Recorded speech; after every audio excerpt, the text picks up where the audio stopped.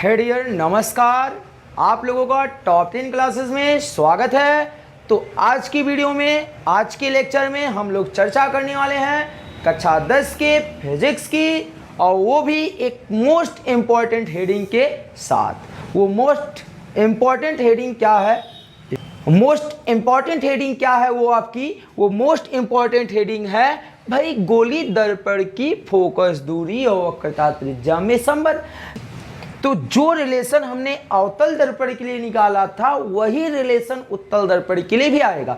पर गाइस, आप लोगों के लिए दिक्कतें क्या आती हैं कि सर जी बोलते हैं कि वही रिलेशन आएगा, पर आप लोग ये नहीं समझ पाते डायग्राम कैसे होता है। तो डायग्राम हमने बना के रखा है, केवल आपको अच्छे तरीके से उसे समझाना है गाइस। तो आइए हम आपको समझाते हैं। सबसे पहले समझाने से पहले, क्लास को स्टार्ट करने से पहले गाइज, आप लोगों से एक बार फिर से कहते हैं कि चैनल पे नए होंगे तो चैनल को सब्सक्राइब कर लीजिएगा और दोस्तों के साथ जबरदस्त शेयर कीजिएगा, और वीडियो पसंद आए तो वीडियो को लाइक कीजिएगा। तो प्यारे गाइज, प्यारे स्टूडेंट, आइए अब सेशन को स्टार्ट करते हैं। तो भाई आज हम लोग चर्चा करने वाले भी, सबसे पहले हमने क्या बनाया होगा? सोचो हमने क्या बनाया होगा। सबसे पहले हम एक उत्तल दर्पण बनाए होंगे।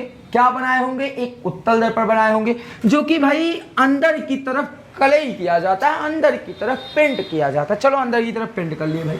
फिर उत्तल दर्पण बना लिए। फिर एक मुख्य अक्ष की रचना की जिस पे वक्रता केंद्र है, मुख्य फोकस है और ध्रुव है। ये तो पुराना चीज था, इतना हम लोग किए थे। फिर अब पहला किरण कि मुख्य अक्ष के समांतर चलने वाली प्रकाश किरणें उत्तल दर्पण के बिंदु यम से टकराई।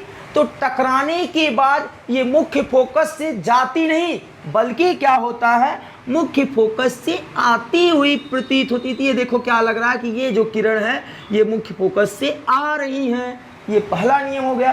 फिर हमने क्या किया भाई, एक लंब खींचा यम से वक्रता केंद्र को मिलाते हुए, एक लंब खींचा MC, एक लंब खींचा और यम से एक लंब खींचा जो कि यन पर प्रतिच्छेद करती है। इतनी बातें क्लियर हो गई भाई। रचना में तो ये दो चीज लिखने वाली बातें होती हैं भाई। रचना हमने क्या किया है? रचना हमने ये किया है कि भाई एक लंब यमयन खींचा है। क्या खींचा है? यमयन खींचा है, तथा C से होते हुए तथा C को मिलाते हुए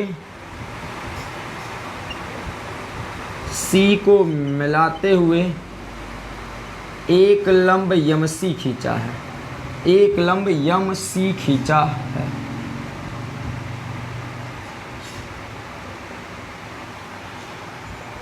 और उसी को पीछे की तरफ बढ़ाती है। ठीक, इतना रचना की है। ठीक, अब ध्यान समझिए। अब हम मानते हैं आपतित किरण और अभिलंब के बीच का बना कोण आपतन कोण है, जिसे हम लोग थीटा मान रहे हैं गाइस। देखिए यहाँ पर आपतित किरण और अभिलंब के बीच का जो बना कोण है ये थीटा, ध्यान दीजिए, ये आपतन कोण मान रहे हैं हम लोग। फिर उसके बाद जब ये आपतन कोण थीटा है तो भाई ये भी तो थीटा हो जाएगा, क्योंकि अभी हमने पढ़ा था कि ये थीटा है तो ये भी थीटा है, ये एक ही रेखा की ओर बने अंतःकोण है। तो भाई ये थीटा तो ये थीटा।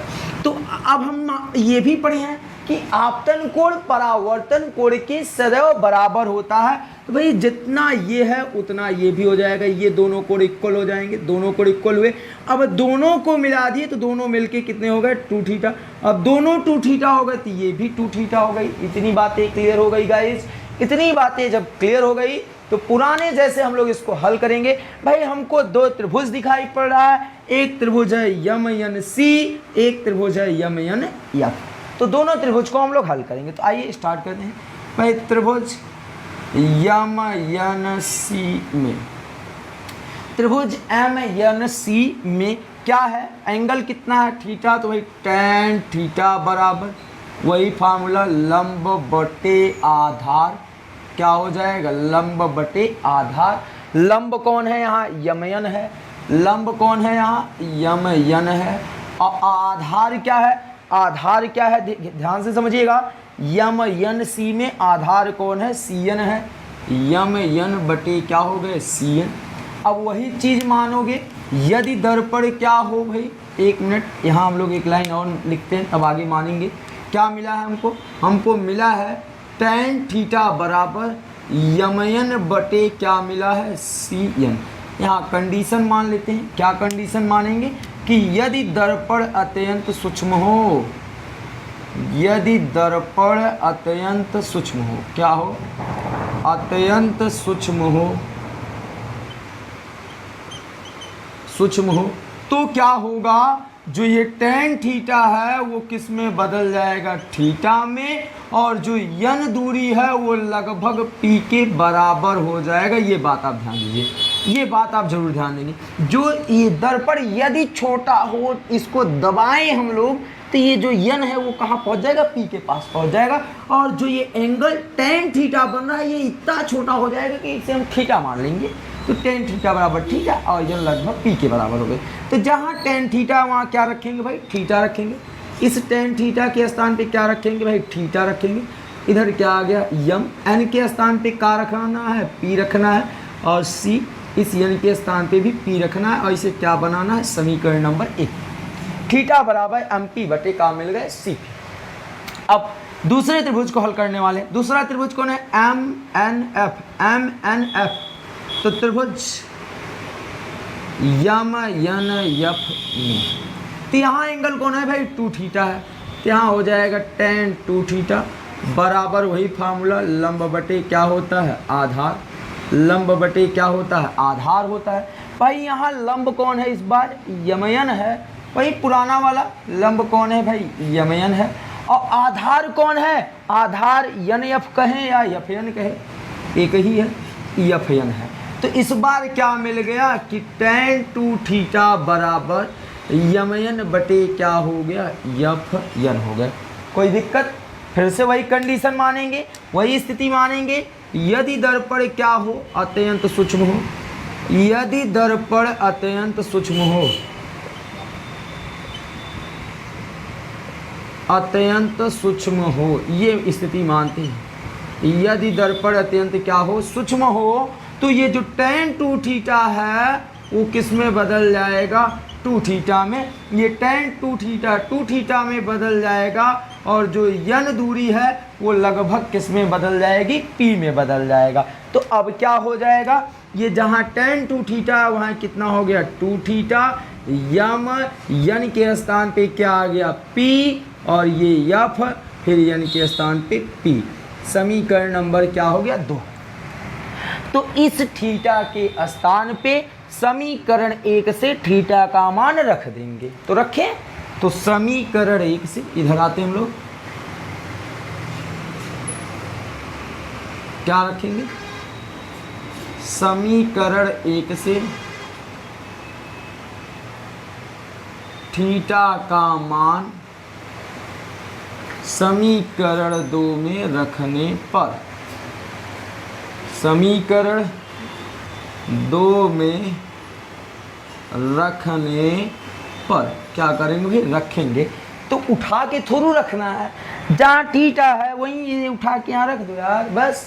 तो चलो, समीकरण 2 है, 2 थीटा बराबर क्या है, यम पी बटे क्या है, यफ पी, यही है। हाँ भाई, इस थीटा के स्थान पे ये रखना है। तो 2 गुणे थीटा के स्थान पे यम पी बटे क्या मिल गया, सी पी बराबर यम पी बटे यफ पी। भाई अब हम लोग विदाई करने वाले हैं। जिनको रोना हो रो लो, लो यम पी से विदाई हो गए, कैंसिल हो गए। तो क्या बचा भाई, 2 बटे सी पी बराबर 1 बटे यफ पी।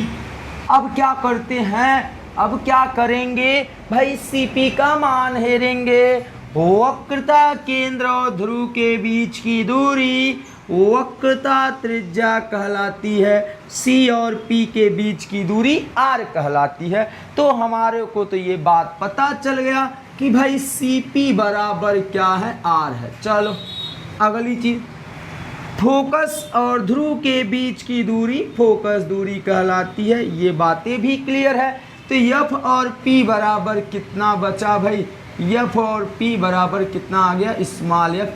ये वैल्यू हम लोग यहाँ रख देंगे उठा के। आइए रखते हैं, तो क्या मिलेगा, ध्यान दीजिएगा, ये 2 बटे सी पी के स्थान पे आर और 1 बटे एफ पी के स्थान पे एफ। भाई क्रॉस मल्टीप्लाई कर दें, जिसे हम लोग कैंची गुणा या तिर्यक गुणा कहते हैं। आर का गुणा 1 में किए आर और 2 का गुणा एफ में कर दिए 2f। तो ये भाई आ गया r बराबर 2f। यानी किसी दर्पण की वक्रता त्रिज्या फोकस दूरी के 2 से दुगनी होती है। ठीक, अब क्या करेंगे भाई, अगर 2 को इधर भेज दें तो क्या हो जाएगा, r बटे 2, ये भाग गुणा में है, इधर आएगा भाग में, बराबर आ गया f।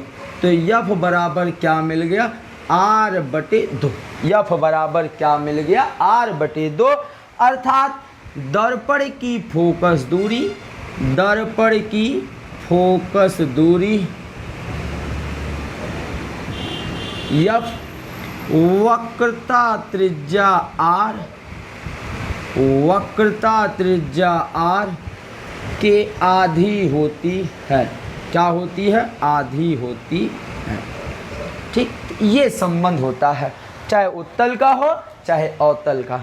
तो गाइज, अगर आज के सेशन में पढ़ाए गए किसी भी टॉपिक में अगर कोई डाउट रह जाता है तो आप कमेंट बॉक्स में कमेंट ज़रूर कीजिएगा।